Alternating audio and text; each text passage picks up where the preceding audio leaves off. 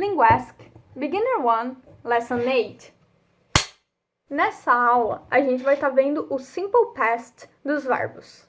Porém, eu não vou estar explicando o Simple Past do verbo to be especificamente, porque ele é um pouquinho diferente dos outros verbos, o comportamento dele, então ele vai ficar para a próxima aula. Mas enfim, o que é o Simple Past? O Simple Past é o passado simples dos verbos. Então a gente utiliza o Simple Past para falar coisas que aconteceram no passado. Como, por exemplo, você foi ao mercado. Você foi ao mercado não é uma situação que está acontecendo agora. Ele está agora se dirigindo ao mercado. Não, isso é uma ação que começou no passado e se concretizou no passado. Então, ele foi ao mercado e talvez já tenha até voltado. Outro exemplo, eu não fiz minha tarefa, o verbo fazer está no passado. Ele comeu minha pizza. Ela não estudou hoje. Para facilitar, eu vou estar dividindo as frases que serão ensinadas em 4 grupos. Afirmações, afirmações negativas, perguntas positivas e perguntas negativas. Primeiro, a gente vai ver então as frases no passado afirmativo. Aqui, nesse tipo de frase, tudo vai depender do verbo. Se o verbo está no passado, a frase inteira está no passado. Beleza. E como que a gente vai passar o verbo para o passado? E como que eu coloco o verbo no passado? Vocês vão se deparar com 2 grupos de verbos, os regulares e os irregulares. Primeiro, a gente vai ver os verbos regulares. Nesse grupo de verbos, é muito comum os professores ensinarem que basta colocar o ed e o verbo vai estar no passado. Por exemplo, o verbo talk ficaria talked. Então, uma frase no presente ficaria, eu falo com ele, I talk to him. Já para colocar no passado, eu falei com ele, ficaria I talked to him. Outro exemplo, visit, ficaria visited. I visit my friend, eu visito meu amigo, presente. Agora, no passado, I visited my friend, eu visitei meu amigo. Outro exemplo no presente, primeiro, I work in a restaurant. Eu trabalho no restaurante. Agora, por último, para ficar no passado, trabalhei. I worked in a restaurant. Eu trabalhei em um restaurante. Porém, como sempre, vai ter algumas exceções. Eu vou estar primeiro falando sobre a escrita. Porém, como sempre, existem algumas exceções. Eu vou estar primeiro falando com relação à escrita. Não é simplesmente pegar qualquer verbo e só jogar um ed. Por exemplo, se o verbo já termina com um e, a gente só vai colocar o d. Não tem por que colocar um segundo e. Então, a palavra love ficaria loved. A palavra like ficaria liked. A próxima regra de escrita é uma regra que não existe apenas com verbos no passado, mas sim com várias palavras no inglês, que é a seguinte. No inglês, as consoantes tendem a ficarem muito solitárias quando elas estão no meio de 2 vogais. Então, elas gostam de ter um parzinho, elas ficam duplicadas. Por exemplo, na palavra bunny, coelho, tem o U e o Y entre o N. Então, por causa disso, a gente vai colocar 2 N's. O mesmo acontece com a palavra office, escritório. O F está entre o O e o I, e por causa disso a gente duplica o S. A palavra summer, verão, a mesma coisa, a gente duplica o M porque o M está entre 2 vogais. E essa regra pode fazer com que o verbo passe a ter uma consoante duplicada depois de colocarmos o ED. Por exemplo, o verbo plan. Quando a gente coloca o ED, o N acaba ficando entre um A e um E, e por isso ele se duplica. Então fica planned, escrito com 2 N's. Mas, como tudo, existem exceções e até nos verbos talvez vocês encontrem algumas. Por exemplo, a palavra stop, que quando a gente coloca no passado, stopped, a gente vai ter o P entre 2 vogais. E o P, ele não se importa de ficar sozinho, o P de stop, ele não se duplica porque sim. Então, assim, na maioria das vezes a letra se duplica, às vezes vocês vão encontrar algumas exceções. E por último, se o verbo terminar em uma consoante seguida de Y, a gente vai trocar o Y por um I. Então, por exemplo, study fica studied, com IED em vez de YED no final. Cry, choro, fica cried, com IED. Worry, preocupar-se, fica roared, com I-E-D. Beleza, essas são as regras de escrita para os verbos regulares no passado. Só que talvez vocês possam ter percebido que, dependendo da palavra, eu pronuncio o ED de uma forma um pouquinho diferente. Eu vou estar passando agora para vocês as regras de pronúncia. Para vocês entenderem como que essa pronúncia funciona, eu vou ter que explicar para vocês um pouco sobre como funciona os fonemas da língua inglesa. Fonemas são os sons que existem na língua. No inglês e no português isso também acontece. As consoantes elas podem ser divididas em dois grupos. As voiceless, aquelas sem som vocal, e as voiced, que têm som vocal. A diferença entre esses dois grupos é que as consoantes voiced elas vão ser pronunciadas com as cordas vocais. Já as voiceless vão ser pronunciadas apenas com o ar dos pulmões. Por exemplo, já reparou que para falar o som de D e T, a gente bota a língua exatamente no mesmo lugar? DT, DT, DT, DT, DT. O movimento da minha boca é o mesmo. Mas qual a diferença? O que diferencia as duas?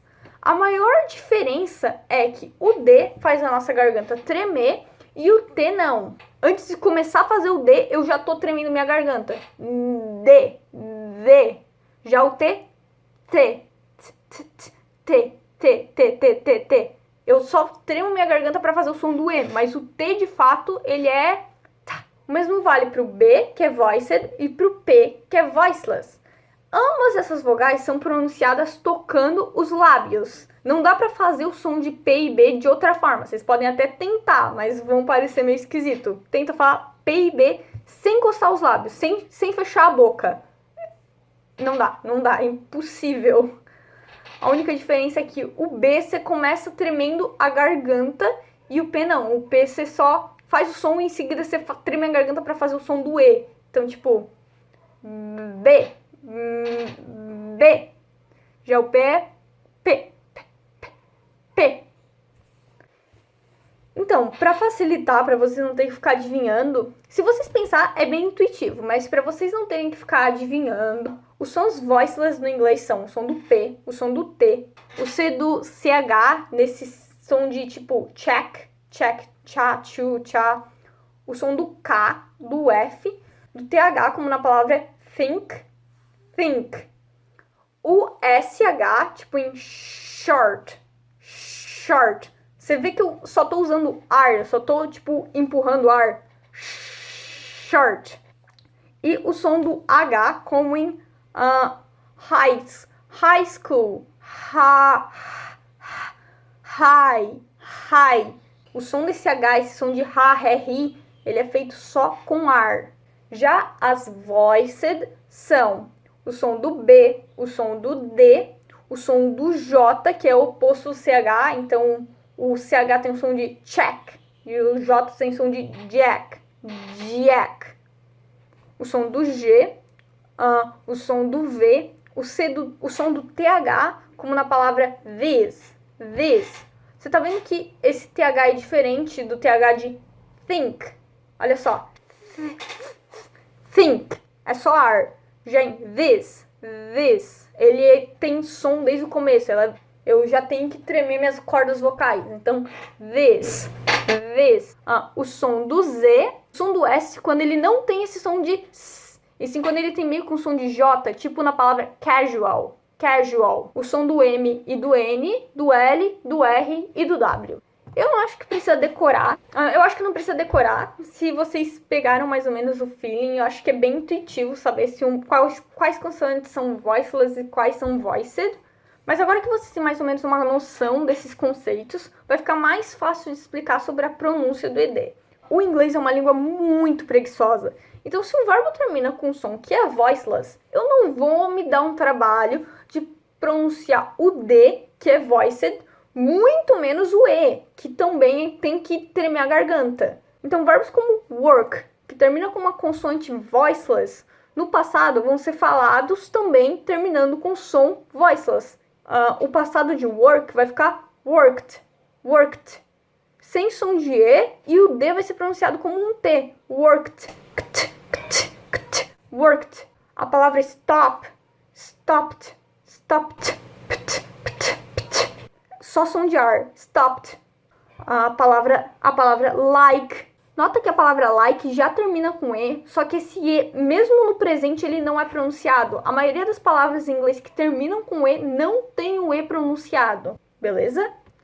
Liked. Liked. Levando em conta que o inglês é uma língua preguiçosa, é fácil adivinhar o que vem em seguida. Se o verbo ele já termina ou com o som de uma vogal, que faz você tremer a garganta, ou com o som de uma consoante voiced, você continua voiced para não ter que parar de tremer a garganta, porque isso dá muito trabalho. Então, por exemplo, a palavra cry, chorar, que já termina com o som de I, que é uma vogal, a gente continua tremendo a garganta e faz o som de D, e daí vai ficar cried. A palavra love, que termina com E, mas, como eu falei, a maioria das palavras do inglês que terminam com E, a gente não pronuncia o E, então é só love, para no V, love. No passado, a gente acrescenta um som de D, e daí vai ficar loved. E a palavra plan, que eu tinha falado lá atrás, que termina com N, que é voiced, vai ficar também só com som de ND. Então vai ficar planned. Talvez alguns de vocês possam estar se perguntando, bah, mas esse E desse ED é realmente muito inútil. E na maioria dos casos ele é, porque a gente nunca pronuncia ele. Mas tem um único caso que a gente pronuncia, que é quando a palavra original já terminava com um D ou T e a gente jogou o ED. Porque, tipo, não tem como pronunciar dois D seguidos ou dois T's. Então, aí a gente vai pronunciar o E. Por exemplo, a palavra start. Não dá para pronunciar started. Soa até meio eficiente. Então, uma palavra tipo start vai ficar started. No inglês americano, principalmente, quando o T é pronunciado muito rápido, ele fica meio que com um som que parece um R pra gente que fala português. Então, um britânico falaria started. E um americano falaria mais pro started. O verbo want ficaria wanted. Ou até wanted. E o verbo need ficaria ou needed ou needed. Esses foram os verbos regulares, os mais comportadinhos. É muito fácil imaginar como colocar esses verbos no passado. Mas o inglês, como eu sempre falo, é uma mistura de tudo que você imaginar. Então, por exemplo, eu vou dar exemplo do alemão porque é o que eu conheço um pouquinho. O inglês roubou muitas palavras do alemão. No alemão, eles, para colocar o verbo no passado, eles não põem ED, eles põem EN. Algumas palavras o inglês roubou e mudou o EN por ED. Outras, ele manteve o EN. Então, tipo assim, algumas palavras, quando eu for colocar no passado, eu coloco EN porque sim. E aí vira bagunça, porque não tem absolutamente nenhuma regra para os verbos irregulares. Vocês vão aprendendo de tanto usar. Como, por exemplo, o verbo have, ter, fica had, tinha. O verbo know, saber, fica knew. I knew, eu sabia. O verbo eat fica ate, comer e comi. O verbo think, saber, vai ficar thought, sabia. O verbo go vai ficar went, então eu vou, eu fui. Para vocês terem uma noção de o quão irregular alguns verbos podem ser, o verbo read vai ficar exatamente com a mesma escrita no passado, só que a pronúncia muda. Vai ficar read e o passado vai ser lido exatamente com a cor, como a gente lê a cor vermelha, red. Vou dar agora algumas frases de exemplo para vocês verem isso sendo aplicados na língua de fato. Você foi ao mercado. You went to the grocery store. Eu fiz minha tarefa. I did my homework. Ele comeu minha pizza. He ate my pizza. Ela estudou hoje. She studied today. Tudo certo até agora? Essa parte assusta um pouco, principalmente por causa da pronúncia e dos verbos irregulares. Mas se vocês insistirem em tentar ler, ouvir e entender inglês, vocês vão aprender tudo isso naturalmente. Posso contar um segredo para vocês? Houve um tempo em que eu jurava que eu nunca iria aprender verbos irregulares. Imagina, eu já tenho um monte de verbo para decorar e daí eu tenho que decorar eles todos de novo no passado. Só que aconteceu uma coisa que mudou tudo isso. Eu me viciei numa série e quando saía um episódio lá nos Estados Unidos, demorava uns 3, 4 dias para chegar a legenda em português. Nossa, mas eu já começava a ver post na internet, as pessoas já estavam falando sobre o que aconteceu. Eu não queria esperar sair legenda em português para saber o que aconteceu. Eu ia pegar spoiler. E eu pegava e comecei a baixar a legenda em inglês, encarar e me forçar a assistir. Eu já conheço os personagens mesmo, eu já tinha noção do que estava acontecendo. E quando eu me dei conta, eu aprendi muita coisa. Sem perceber, eu já sabia os verbos irregulares. Foi natural. Mas de qualquer forma, não se preocupem. Daqui pra frente, a aula vai ficar um pouco mais fácil. Eu vou voltar com algumas coisas que vocês já aprenderam com sutis diferenças. A gente vai ver agora sobre como fazer perguntas com frases que estão no passado. É quase igual no presente. Mas em vez de a gente botar o do no começo da frase, ou o does, a gente vai colocar o did. Independente se tem he, she ou it, toda frase no passado que é uma pergunta vai começar com um did, tirando o verbo to be, que eu vou explicar na próxima aula. E o did, ele é tão guloso quanto o does, e ele não vai deixar nenhum verbo se conjugar. Lembra que quando tem um does na frase, mas nenhum verbo fica com S, porque o does quer ser o único conjugado? O did é igual. Então, se tem did na frase, a gente coloca o verbo igual a gente escreve ele no presente. Sem ed, sem forma irregular, a gente coloca o verbo da forma que ele é no presente. Então, as frases ficariam mais ou menos assim. Você foi ao mercado? Did you go to the grocery store? Eu fiz minha tarefa? Did I do my homework? Ele comeu minha pizza? Did he eat my pizza? Ela estudou hoje? Did she study today? E para negar? Bem, nas perguntas é só botar um not depois do did ou usar a contração didn't, que é o did mais o not. E para negar? Bem, vamos fazer as perguntas, que as perguntas já estão aqui prontas. A gente vai só botar um not depois do did ou fazer a contração didn't. Então, didn't you go to the grocery store? Você não foi ao mercado? Didn't I do my homework? Eu não fiz a minha tarefa. Didn't he eat my pizza? Ele não comeu a minha pizza? Didn't she study today? Ela não estudou hoje? Já fora das perguntas, só para negar uma frase, a gente vai colocar sempre o did, not ou o didn't antes dos verbos. E o verbo também perde conjugação. O did vai comer a conjugação do verbo, então não vai ter ed, não vai ter irregularidade. Então vai ficar I didn't go to the grocery store. Eu não fui ao mercado. Não vai ficar I didn't went. Isso está errado. O go não vai ficar no passado irregular dele. Ele vai ficar do jeito que ele é normal. I didn't do my homework. Eu não fiz minha tarefa. He didn't eat my pizza. Ele não comeu a minha pizza. She didn't study today. Ela não estudou hoje. Lembrando, eu não posso falar she didn't study today, porque já tem o did. E se já tem o did, os verbos que vêm depois dele não é conjugado. Ele já está indicando que a frase está no passado e não precisa de mais nada.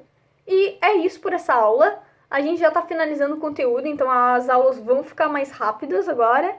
E na próxima aula eu vou estar explicando sobre como fazer frases com o verbo to be no passado e sobre como fazer frases no futuro. Então, até a próxima aula. Tchau!